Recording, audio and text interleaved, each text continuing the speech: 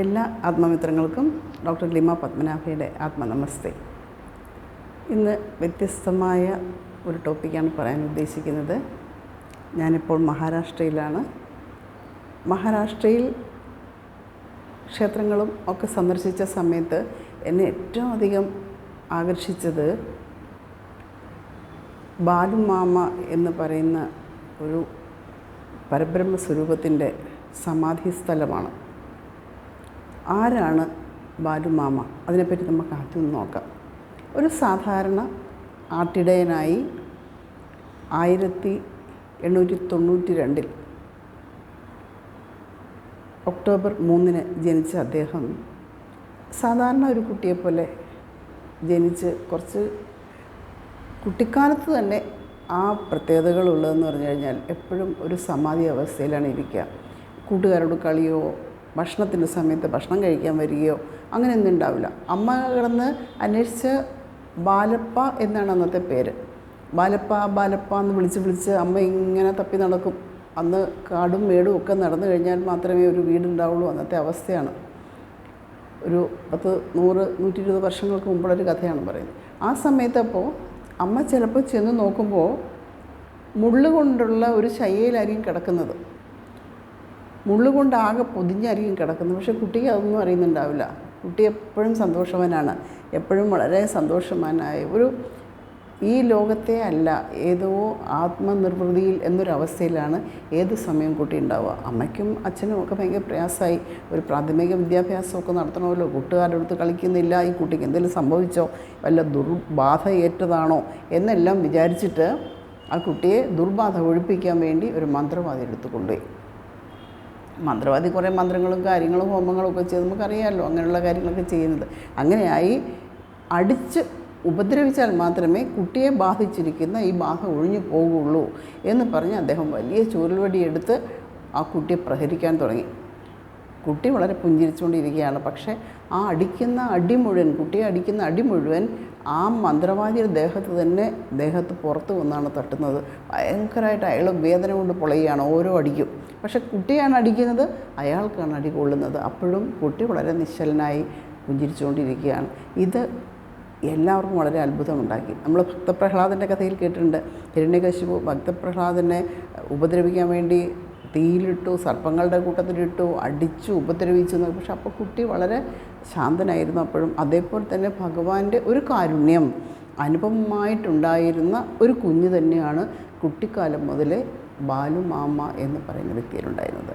പിന്നെ കുറച്ച് യുവാവായി വളർന്നു വന്നപ്പോൾ ആടുകളെ മേയ്ക്കുക എന്ന് പറയുന്നൊരു തൊഴിലിലേക്ക് എന്തെങ്കിലും ഒരു ജോലി ചെയ്യട്ടെ എന്ന് വിചാരിച്ചിട്ട് ആടുകളെ മേയ്ക്കാൻ വേണ്ടി അച്ഛനമ്മയും കൂടെ നിർബന്ധിച്ചു.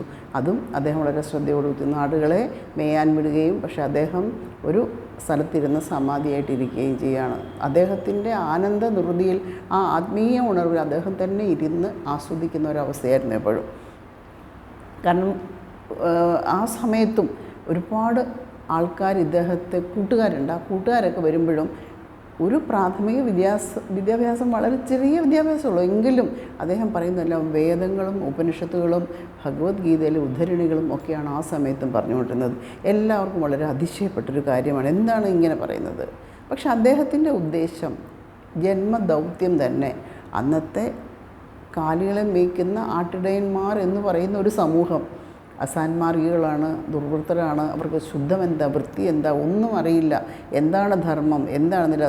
തിന്നു കുടിച്ചു നടന്നു, ഭോഗലാലസങ്ങളിൽപ്പെട്ട് നടന്നു. ഈ പറയുന്ന ഒരവസ്ഥ മാറ്റിയെടുത്ത് അവരെ ആത്മീയ പ്രബുദ്ധരാക്കാൻ വേണ്ടി ഉള്ള ഒരു ശ്രമം തന്നെയാണ് ബാലപ്പ എന്ന് പറയുന്ന ആ കുട്ടി അന്നു മുതലേ ചെയ്തുകൊണ്ടിരുന്നത്.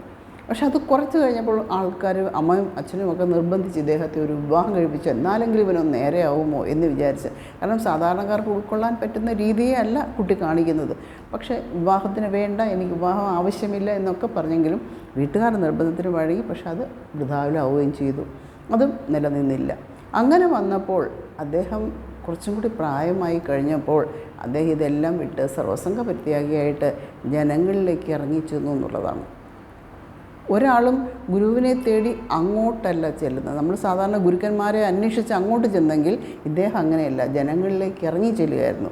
കർണാടകയിലും മഹാരാഷ്ട്രയിലുമുള്ള ജനങ്ങളുടെ ഒരുപാട് പ്രശ്നങ്ങൾ മാറാനും അവരുടെ ഓരോ സ്വാതന്ത്ര്യങ്ങൾ അവർക്ക് കൊടുത്ത് ഒരുപാട് രോഗങ്ങൾ ദർശനം കൊണ്ടും സ്പർശനം കൊണ്ടും രോഗങ്ങൾ മാറ്റി, മരണശൈലിയിൽ കിടക്കുന്നവരെ മരണത്തിൽ നിന്ന് തിരിച്ചു വന്നു. അങ്ങനെ ഒരുപാട് സൗഖ്യവും സുഖവും ജനങ്ങൾക്ക് കൊടുത്ത് അശരണരായ ജനങ്ങൾക്ക് ഒരുപാട് ശരണം കൊടുത്ത് അവർക്ക് ആശ്വാസം കൊടുത്ത്, ഇങ്ങനെയുള്ള സത്യം ധർമ്മം അശരണ വീടായി കിടക്കുന്നവരായിട്ടുള്ള അവർക്കൊക്കെ ശരണം കൊടുക്കുക, അവർക്കൊക്കെ ആശ്വാസം കൊടുക്കുക, അങ്ങനെയുള്ള ഒരുപാട് നന്മകൾ ചെയ്ത് അദ്ദേഹത്തിൻ്റെ പ്രവൃത്തിയിൽ കൂടി അദ്ദേഹത്തിലേക്ക് ഒരുപാട് പേർ ആകൃഷ്ടരാക്കപ്പെട്ടു എന്നുള്ളതാണ്. അങ്ങനെ ഒരുപാട് ഒരു സമൂഹം തന്നെ ലക്ഷക്കണക്കിന് ആൾക്കാർ ഇദ്ദേഹത്തിൻ്റെ കൂടെ ഉണ്ടായി. പക്ഷേ ആടും മേയാൻ എല്ലാവരും ചെല്ലുന്നവരെല്ലാം ആടിനെ കൊടുക്കുകയും അങ്ങനെയൊക്കെ വന്നു കഴിഞ്ഞപ്പോൾ ആട്ടും പറ്റും കൂടുതൽ വന്നു. അദ്ദേഹത്തിന് യേശുദേവൻ്റെ രീതിയിൽ ആട്ടുകളെയും കൊണ്ട് നടക്കുന്ന ഒരവസ്ഥയിലേക്കായി. അപ്പോൾ 40,000 ആടുകളാണ് അദ്ദേഹത്തിൻ്റെ കൂട്ടത്തിൽ നിന്നുള്ളതെന്നാണ് പറയുന്നത്. അദ്ദേഹം ഒരു ആശ്രമം സ്ഥാപിച്ചിട്ടില്ല, അദ്ദേഹം ഒന്നും സ്ഥാപിച്ചിട്ടില്ല. ജനങ്ങളുടെ ഇടയിലേക്കാണ് ചേർന്നത്. നിങ്ങൾക്ക് എന്ത് സഹായവും സഹകരണവും ആവശ്യമുണ്ടോ ഞാനത് തരാൻ തയ്യാറാണ്. കൂടെ നടക്കുന്നവരാരാണോ അവരോട് സംസാരിച്ചു, വേദാന്തങ്ങളും ഉപനിഷത്തുകളും സംസാരിച്ച് നടന്നു. എന്തൊക്കെയാണ് ധർമ്മം, എന്താണ് നീതി, അദ്ദേഹം വാദോരാതെ സംസാരിച്ചുകൊണ്ടിരുന്നു. ഒരു സ്ഥലത്ത് നിന്നുള്ള ആൾക്കാർ എല്ലാം കൂടെ ഒരുമിച്ച് കൂടിയാൽ അവരോടും ഈ നന്മകൾ മാത്രം പറഞ്ഞു എന്നുള്ളതാണ്. അവിടെ ആകെ ഒരു പ്രസാദം എന്ന് പറയുന്നത് മഞ്ഞളാണ്. ഇതാ ഞാൻ ഈ നെറ്റിയിലിട്ടിരിക്കുന്ന പോലെ ആ ക്ഷേത്രത്തിൽ ഇട്ട് കഴിഞ്ഞാൽ മുഴുവൻ നെറ്റിയിൽ വാരി അവർ നമ്മളെ വാരി പൂശുന്നതാണ് ആ ക്ഷേത്ര ആചാരമായിട്ട് അവിടെ കാണുന്നത്. അത് ഐശ്വര്യത്തിൻ്റെയും സമാധാനത്തിൻ്റെയും സന്തോഷത്തിൻ്റെയും വിജയത്തിൻ്റെയും ഒരു പ്രതീകമായിട്ടാണ് മഞ്ഞ നിറത്തിന് നമ്മളെന്നും വില കൽപ്പിക്കുന്നത്. ആ മഞ്ഞൾ തന്നെയാണ് ഈ വിശുദ്ധിയുടെ പ്രതീകമായി അവിടെ ചെന്ന് കഴിഞ്ഞാൽ അവരെല്ലാവരും നടക്കുന്നത്. അദ്ദേഹത്തിൻ്റെ അദ്ദേഹം സമാധിയായത് 74-ാമത്തെ വയസ്സിലാണ്. 1966 നവംബർ 4-നാണ് സമാധിയായത്. അദ്ദേഹത്തിന് മുൻപ് തന്നെ ഒരു 2 വർഷം മുമ്പ് തന്നെ അദ്ദേഹം പറഞ്ഞിരുന്നു, എൻ്റെ നിയോഗം പൂർത്തിയായി, ഞാനിനി ഇതൊരു സമാധിയിലേക്ക്, ഞാൻ എൻ്റെ സ്വധാമത്തിലേക്ക് പോവുകയാണ്, സമാധിയിലേക്ക് വരും, എൻ്റെ പരബ്രഹ്മവുമായിട്ട് ലയിക്കേണ്ട സമയം എനിക്ക് ആയിരിക്കുന്നു എന്ന് പറഞ്ഞിട്ടും പലരും അത് ഉൾക്കൊണ്ടില്ല, മനസ്സിലാക്കാൻ പലർക്കും സാധിച്ചില്ല. പക്ഷേ അദ്ദേഹം പതുക്കെ ഈ വേദാന്തങ്ങളും ഉപനിഷത്തും തന്നെ പറഞ്ഞിട്ടും ആട്ടിടയന്മാരുടെ അന്ന് ഇല്ലിട്രേറ്റാണെന്ന് ആലോചിക്കണം, അവർക്കിതൊന്നും തലയിലോട്ട് കയറുന്ന പോലുമില്ല. പക്ഷേ എന്നാലും പറഞ്ഞ് ഓരോ ആൾക്കാരെയും ഉദ്ബുദ്ധരാക്കാൻ വേണ്ടിയുള്ളൊരു കഠിന ശ്രമത്തിലൂടെയാണ് അദ്ദേഹത്തിൻ്റെ ജീവിതകാലം മുഴുവൻ അദ്ദേഹം കഴിഞ്ഞത്. അതുകൊണ്ട് തന്നെ ഒരു പരമഗുരുവായി അദ്ദേഹത്തിനെ ഇന്നും ആൾക്കാർ കാണുകയാണ്. മഹാവിഷ്ണുവിനായിട്ട് കണ്ടവർക്ക് മഹാവിഷ്ണുവായിട്ട് പ്രത്യക്ഷപ്പെട്ടു, മഹാദേവനായിട്ട് കണ്ടവർക്ക് മഹാദേവനായിട്ട് പ്രത്യക്ഷപ്പെട്ടു. ഏത് രൂപത്തിലാണോ ഏത് വിഭാഗക്കാരാണോ ആശ്രയിക്കുന്നത് ആ രൂപത്തിൽ തന്നെ അവർക്ക് ദർശനം കൊടുത്ത് അവരെ ആനന്ദിപ്പിച്ചു. പിന്നെ ഭാവിയിൽ വന്നപ്പോൾ ഇവിടെ ഒരു സമാധിയായി കഴിഞ്ഞപ്പോൾ അവിടെ ഒരു മണ്ഡപമുണ്ടായി. അദ്ദേഹം തന്നെ പറഞ്ഞു, എനിക്ക് വേണ്ടി ഒരു മണ്ഡപം ഇവിടെ പണിയണം, ആ മണ്ഡപത്തിൽ എൻ്റെ സാന്നിധ്യം എന്നും ഉണ്ടാവും, ഞാൻ സമാധി ആയാലും എൻ്റെ സാന്നിധ്യം ഉണ്ടാവും എന്ന് പറഞ്ഞ് ഇന്നും അക്ഷരം പ്രതി അത് ശരിയാണ്. ഞാനും അവിടെ പോയിരുന്നു. ആത്മപൂർ എന്ന സ്ഥലമാണ്, ആത്മാവിൻ്റെ പുരം എന്ന് നമുക്ക് വേണമെങ്കിൽ പറയാം, എ പ്ലേസ് ഓഫ് സോൾ അല്ലേ, എ സിറ്റി ഓഫ് സോൾ എന്ന് പറയാം.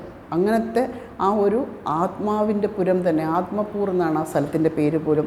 അവിടെ ചെന്ന് കഴിഞ്ഞാൽ നമ്മൾക്ക് ഒരു വല്ലാത്തൊരു ഫീലാണ്, ഒരു പരമ ആശ്വാസത്തിൻ്റെയാണ്. നമ്മൾ സർവ്വസമർപ്പണമാണ് അദ്ദേഹം പറയുന്നത്.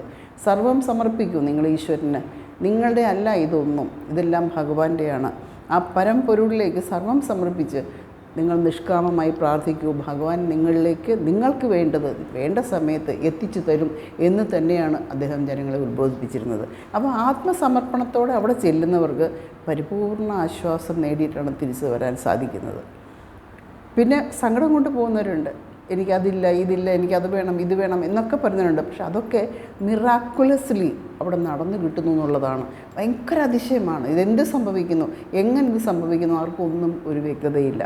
പക്ഷേ അവിടെ ചെല്ലുന്നവർക്ക് ഒരു നിരാശയും ഒരു തരത്തിലും ഇല്ല എന്നുള്ളത്. അവരെന്താവശ്യം പോകുന്നു അതെല്ലാം നടക്കുന്നുണ്ട്, നന്മയുടെ ഭാഗത്തേക്ക് വരുന്നത്. വേറെ ആളെ ദൂഷിപ്പിക്കാനോ വേറെ ആളെ ദ്രോഹിക്കാനോ ഉള്ളതല്ല പറയുന്നത്. നമുക്ക് എന്താണോ ആവശ്യം എന്ന് പറഞ്ഞ് നമ്മൾ എൻ്റെ ബാലുമാമ നീയേ ഉള്ളൂ. കാരണം ബാലുമാമ എന്ന് പറയുന്നത് ബാലുമാമയാണ്. അദ്ദേഹം ഒരു വിശുദ്ധനായിട്ട് അവർ ജനങ്ങളെല്ലാവരും ഒരു ഭഗവാന്റെ സ്വരൂപമായിട്ട് തന്നെ അവർ കണ്ടു എന്നുള്ളതാണ്. അപ്പോൾ ഇവിടെ അങ്ങനെ ദത്താത്രേയനെ ആരാധിക്കുന്ന സ്ഥലങ്ങളാണ് ശരിക്കും മഹാരാഷ്ട്രയിൽ മുഴുവൻ നമ്മൾ കാണാറുള്ളത്. ബ്രഹ്മ വിഷ്ണു മഹേശ്വരന്മാരുടെ ദത്താത്രേയ മൂർത്തിയായിട്ടാണ്. അപ്പോൾ ആ ഒരു രീതിയിൽ തന്നെ പല ഭാവങ്ങളിലും അദ്ദേഹം പ്രത്യക്ഷമായി കാണിച്ചു കൊടുത്തു. ശരിക്കും പരമജ്ഞാനിയായി പരബ്രഹ്മ സ്വരൂപമായി പരമാത്മ ചൈതന്യമായി അദ്ദേഹം ഭൂമിയിൽ വന്ന് അവതരിച്ച് ആ പരമാത്മ ചൈതന്യത്തിലേക്ക് തിരിച്ച് സ്വധാമത്തിലേക്ക് മടങ്ങി ആ ജീവിതകാലം മുഴുവനും ജനങ്ങളെ ഉദ്ബോധിപ്പിക്കാൻ വേണ്ടി ശ്രമിച്ച ഒരു പരമഗുരുവാണ് ശ്രീ ബാലുമാമ. പരമഗുരു ബാലുമാമയ്ക്ക് എത്ര നന്ദി പറഞ്ഞാലും കോടി നമസ്കാരം പറഞ്ഞാലും അത് മതിയാവില്ല. കാരണം അദ്ദേഹത്തിൻ്റെ അക്കോൾ എന്ന് പറയുന്ന ജന്മസ്ഥലത്തും അദ്ദേഹത്തിൻ്റെ ബാക്കിയുള്ള ക്ഷേത്ര സ്ഥലങ്ങളിലും ഒക്കെ പോകാൻ ഭഗവാനായിട്ടൊരു ഭാഗ്യം തന്നിട്ടുണ്ട്. അവിടെ എല്ലാം തന്നെയും നമുക്കൊരു പ്രത്യേകത കാണുന്നത് ആട്ടിടേൻ്റെ രൂപത്തിലാണ് അവിടുത്തെ പൂജാരികൾ ചെയ്യുന്നത്. അന്ന് കമ്പിളി ഉപയോഗിച്ചിട്ടാണ് ഉണ്ടാകുന്നത് അല്ലേ. പണ്ടത്തെ കാലത്ത് കമ്പിളി ഇട്ടാണ് ആടുകളെ മേയ്ക്കാൻ നിൽക്കുന്നത്. ആ കമ്പിളി തലയിൽ ഒരു പ്രത്യേക ഷേപ്പിലാണ് അത് വെക്കുക. ഒരു കൂർത്ത നിലയിൽ അത് വെച്ചിട്ട് ആ രൂപത്തിൽ തന്നെയാണ് ഇന്നും അവിടെ പൂജാരിയും ആരതിയൊക്കെ എടുക്കുന്നത്. ആ രൂപത്തിൽ തന്നെയാണ് അവിടെ കമ്പിളികൾ വിൽക്കാൻ വെച്ചിട്ടുണ്ട്. എല്ലാവരും കമ്പിളികൾ വാങ്ങി പോകും ഭഗവാന്റെ ഒരു പ്രതീകം എന്ന നിലയിൽ. ഇതൊക്കെ ആ അദ്ദേഹത്തിനോടുള്ളൊരു ആദരവാണ്. സമാധി ദിനത്തിൽ തന്നെ ഒരു പ്രൊസഷൻ വന്നാൽ ലക്ഷക്കണക്കിന് ആളുകളാണ് കൂടെ വരുന്നത്, ലക്ഷക്കണക്കിന്. അതിനകത്ത് തന്നെ അവർ എല്ലാവരും ഈ മഞ്ഞ വാരി പൂശുന്നുണ്ടാവും, മഞ്ഞ തുണിയുള്ള ക്യാപ്പ് ഉണ്ടാവും, മഞ്ഞ കളറിലുള്ള സ്കാർഫ് ഇടുന്നുണ്ടാവും, അരപ്പട്ട കിട്ടുന്നുണ്ടാവും. കാരണം മഞ്ഞയാണ് അവർക്ക് ഏറ്റവും അധികം ഐശ്വര്യത്തിൻ്റെ പ്രതീകമായി ബാലുമാമയുടെ ആ പരമഗുരുവിൻ്റെ ഐശ്വര്യ ചിഹ്നമായി അവർ ഉപയോഗിച്ചിരിക്കുന്നതും അതുതന്നെയാണ്. അപ്പോൾ ഇതൊക്കെയാണ് ബാലുമാമയുടെ ഒരു ചെറിയ സംക്ഷിപ്ത വിവരണം. എല്ലാവരും പറ്റുമെങ്കിൽ നിങ്ങളുടെ ഗൂഗിളിൽ തന്നെ നിങ്ങൾക്ക് സെർച്ച് ചെയ്ത് നോക്കാം. എല്ലാവർക്കും കിട്ടും ബാലുമാമ ആരാണെന്നുള്ളത്. കാരണം ആ ക്ഷേത്രം ആത്മപൂർവ്വം അക്കോൾ എന്ന് പറയുന്ന സ്ഥലങ്ങളിലെല്ലാം നോക്കിക്കഴിഞ്ഞാൽ അറിയാം. കർണാടകത്തിലും മഹാരാഷ്ട്രയിലും നിറഞ്ഞു നിൽക്കുന്ന ഒരു പരമ ആചാര്യനായ പരബ്രഹ്മസ്വരൂപമായ ആ ബാലുമാമയ്ക്ക് എൻ്റെ കോടി നമസ്കാരം. എല്ലാവർക്കും അദ്ദേഹത്തിൻ്റെ അനുഗ്രഹവും എല്ലാ ആശീർവാദങ്ങളും നന്മകളും ലഭിക്കട്ടെ എന്ന് ഞാൻ പ്രാർത്ഥിക്കുന്നു. നന്ദി, നമസ്തേ.